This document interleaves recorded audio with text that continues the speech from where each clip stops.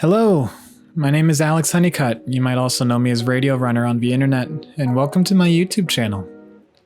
Here I help you guys learn along with me how to become more effective artists. If you've been following along with the past videos, I've been going through some plein air workouts, and unfortunately for me, my time-lapse worked, but my screen recording on the iPad did not. So I lost all of the real-time recording, and instead we're going to go through the time lapses of a few paintings and slow them down to fill in this next half hour. But just like the other videos in the series, I will walk you guys through my process and what I'm thinking along the way. For this one, I wanted to do a Studio Ghibli-esque plein air. I found this lovely shot of the countryside in Japan, and I thought, man, you could do a lot with this. It was kind of desaturated, and I thought if you pumped up the colors and really idealized it, it'd be really pretty. So my typical process is I start out with a rough line sketch. Since we've got the reference in front of us, we know where to go from there. I started with roughing in my base colors and a few layers, basically cards in front of each other. I had the sky, mountains, ground, and now I'm working on adding major shapes like the street and the buildings on top.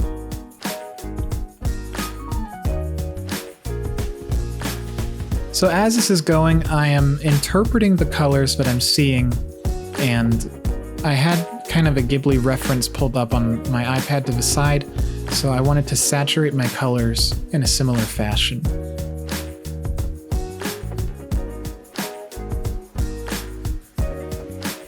Interesting thing about greens, and it can be pretty hard to juggle, and I think it's one of the reasons why Ghibli works so well, is that grass is not necessarily super saturated green on the color wheel. Instead, a lot of it is yellow. As it's in the sunlight, you get a lot of that subsurface scattering, and a lot of yellow tinges come through. And the more you mix that in, the more vibrancy you can get. So a lot of warm tones, maybe desaturate in the dirt-like areas. And then you'll notice that as things go into the background with the atmosphere kind of collecting, that's when the green starts to cool off towards the blues and more towards actual green.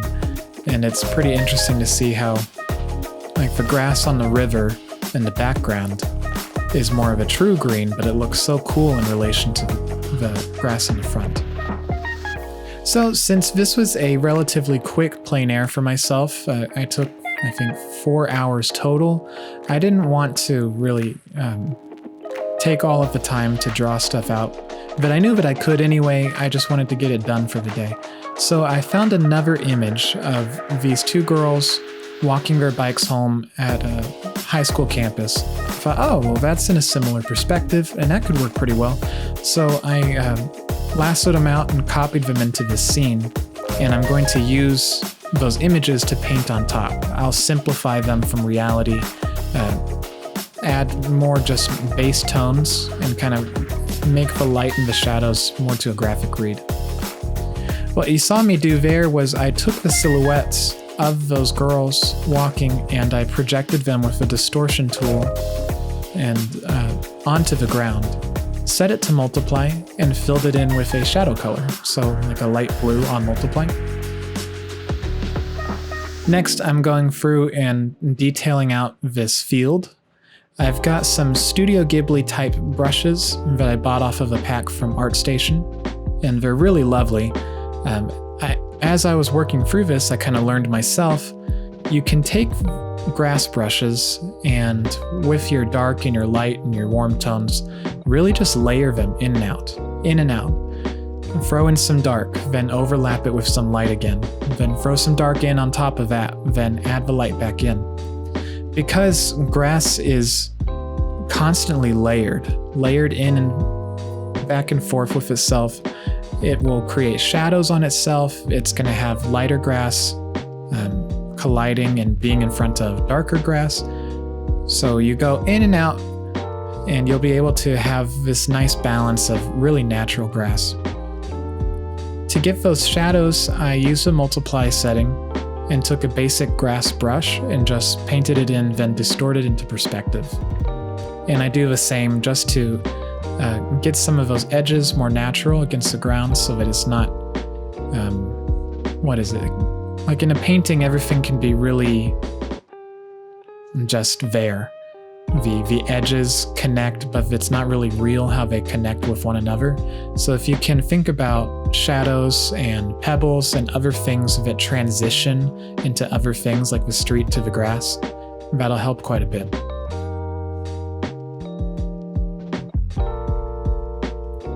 So it might be a little bit difficult to see, but I am getting into the little tiny details on the houses in the background, adding window slots, shadows, and now I am getting towards the sky, refocusing on that. I thought there was such a large sky area, it'd be really nice to go in and idealize these clouds, find a different kind of shape that could be compelling as compared to this kind of sparse cloudscape in the original reference. So I started off with these really large gestural sketch strokes at the beginning and filled it in with some colors. And it can feel really dreamy depending on the kind of colors that you pick. Instead of using warm tones, I use these pinkish tones.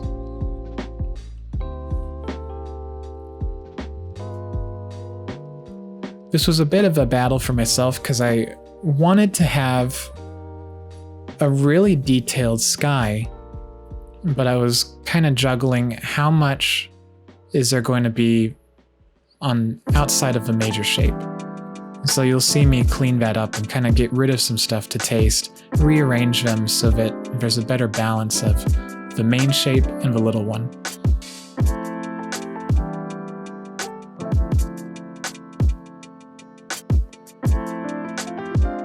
As I work this, I am repainting and erasing different areas, trying to find flow that I like, as well as form.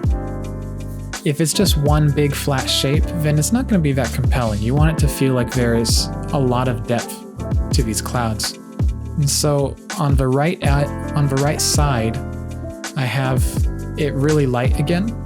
So it looks like it's in front of this shadow side of the major main cloud.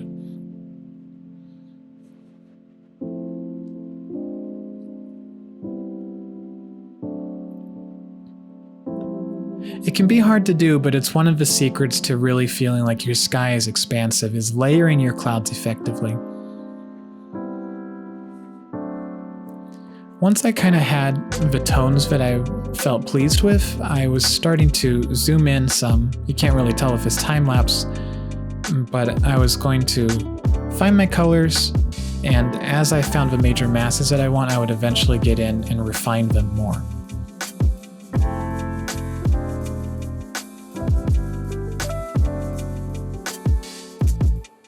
So with this, I am using a cloud-like brush, a couple different kinds of brushes that kind of emulate watercolor or wispy edges, rounded edges, to have a lot of that cloud feeling.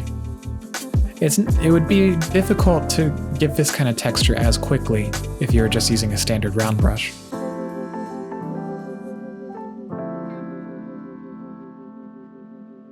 So as I add in these shapes, I refine them by zooming in, erasing some of them out, really getting some of that smaller detail that makes it look like you paid attention, like you really spent time on it. Once I was happy with the kind of colors that I had, one of my favorite artists and teachers, Kenny Vo, does this thing that I really love, where he adds lines for extra gestural movement. So you can see I add those white strokes around the clouds, and it really adds an extra little bit of oomph to it.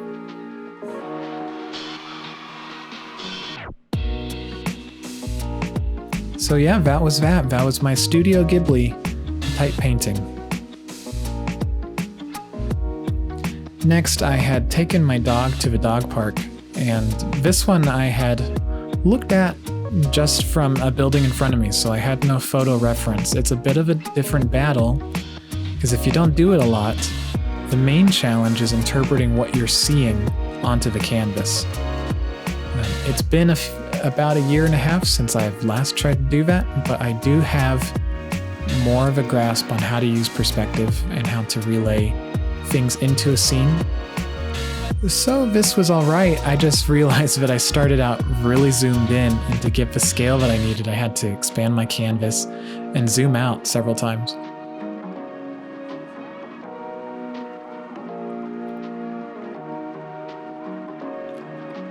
So I don't actually have a reference photo to hang along with this.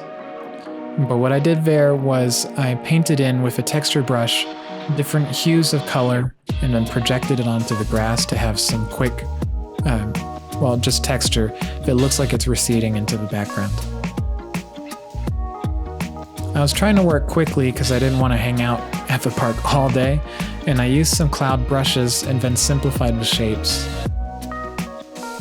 And I thought, my initial thought process was using a kind of, it's not spiral, it's kind of like this, if you guys know the term, let me know, but this kind of outwards expanding compositional type. So all the clouds are pointing at this focal point of a radio tower. Eventually I'm going to change it because it felt distracting. But my general approach was, with the drawing that I had, I got in my base colors, and then on a multiply layer, I went in and added all the shadow to get the dimension later. Really, these are exercises in efficiency for me. I've got different brushes and tree stamps that I work in to try and get trees without really having to do a lot of work.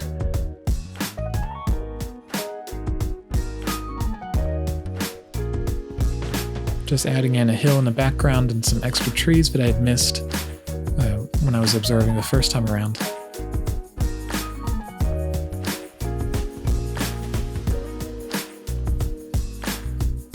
So these clouds are different stylistically from the Ghibli one.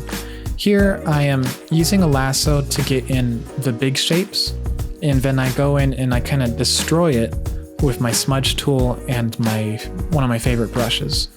And it ends up creating a lot of energy because you get kind of these wispy strokes when I erase away into the shape.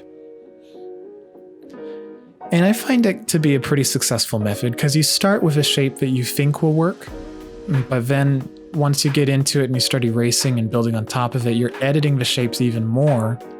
And often you find stuff kind of like happy accidents that are an improvement upon what you originally thought would be good. I was trying to get additional shrubbery, so with my lasso tool, I drew in these half circle shapes, and I used a brush, kind of like a grass brush, that would create a bunch of individual strokes very quickly and fill in those lasso selections, just so that I had these little shrubs of grass on the ground.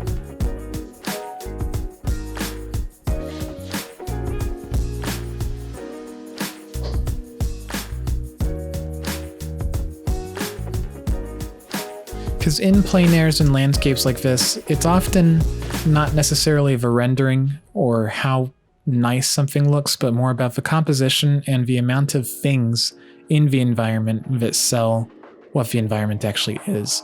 So I try to make sure I get enough, not detail, but actual elements to fill out what I'm painting. So I mentioned earlier that I didn't like the cloud composition that I was using.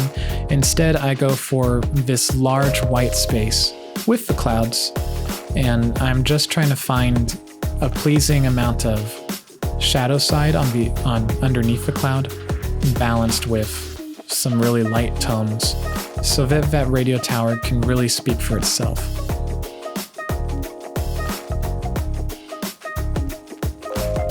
I wanted the radio tower to be the main compositional focus, and just by separating it and giving it a lot of room to breathe with the clouds in the background, it's able to, speak better.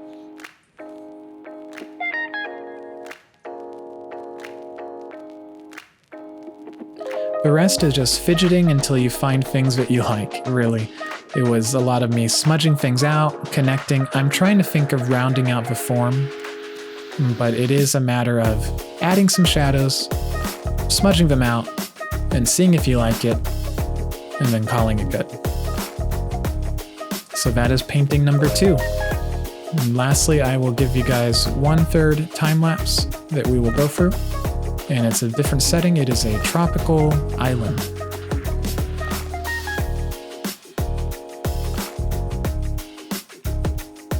So there I was messing around with trying to imitate an artist I really like, Henry Wong. He has a lot of these abstract shape brushes, and I was making some to have my own brush with.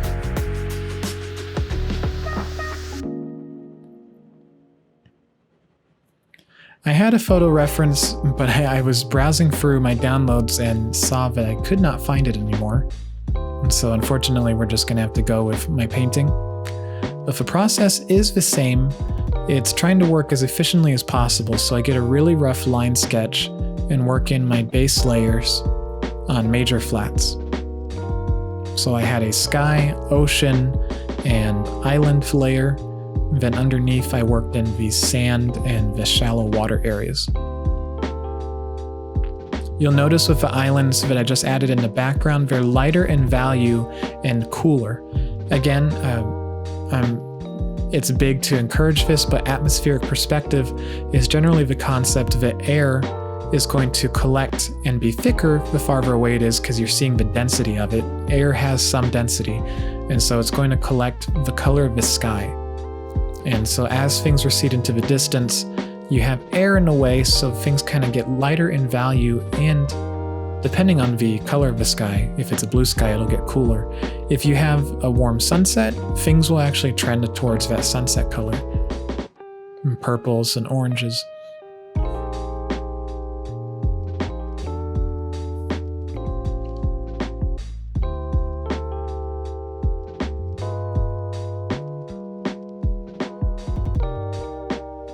Now this one is harder, and I don't know that it was really my most successful painting to date, but the real challenge is to work with a lot of dense greenery to look like you have detail, but also have it be manageable and recognizable.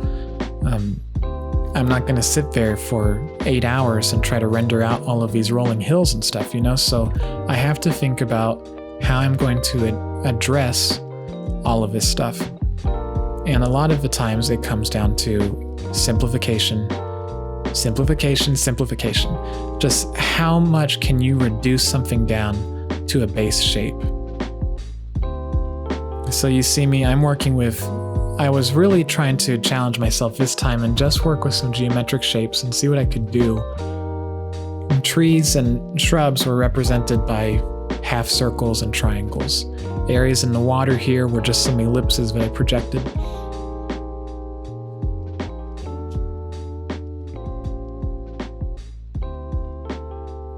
This foreground I was not pleased with either. You'll see me completely rework it, but the palm trees just felt like they were coming out of nowhere.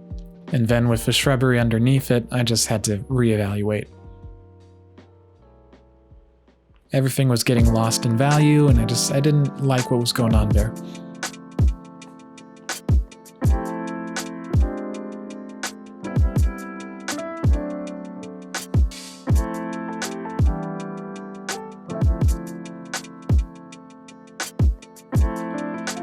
My alternative solution was to go with the tried and true environmental painting rule, and that is to have darker in the foreground and progressively lighter towards the background.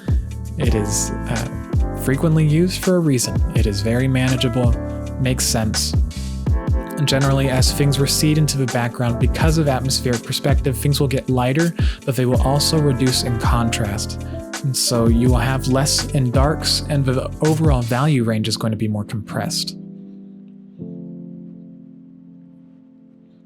So here you see me working on this main focal island mountain area.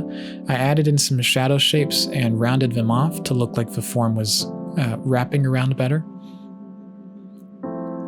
And then it was a matter of just trying to add some additional geometry and elements that made it feel like this environment was more than just a bunch of abstract shapes. For that reflection, one of the things that I've come to like to do is to use motion blur as opposed to Gaussian blur when you put things in a reflection. That's because it has some directionality to it, rather than just fading outwards. And so if you next time you use Gaussian blur, you'll notice it's just going to blur outwards in a circle-like fashion. Everything just kind of glazes over. With motion blur, it's actually skewing things, and kind of has a more of a pleasing aesthetic to me.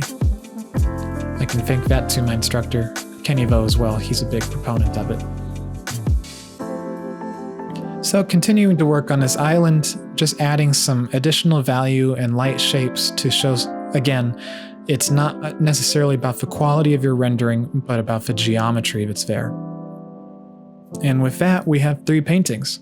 So that is going to be it for me, guys. I hope you guys learned from this, and I'll see you in the next one.